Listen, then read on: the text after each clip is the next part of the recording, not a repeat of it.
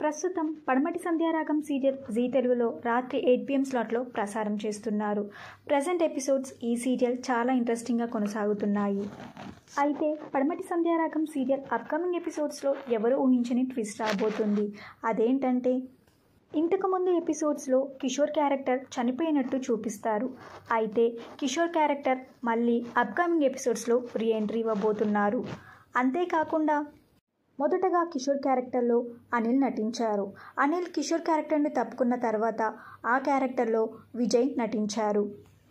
అయితే ఇప్పుడు మళ్ళీ కిషోర్ క్యారెక్టర్లో అనిలే నటించబోతున్నారు. పడమటి సంధ్యారాగం సీరియల్ షూటింగ్ లొకేషన్లో కిషోర్ క్యారెక్టర్లో నటించిన అనిల్ మరియు అదే క్యారెక్టర్లో నటిస్తున్న ప్రీతి శర్మ ఇద్దరు కలిసి ఒక ఫోటోని దిగుతారు. ఆ ఫోటోని అనిల్ ఆ పిక్తో పాటు what is happening in PSR అంటూ పోస్ట్ చేశారు.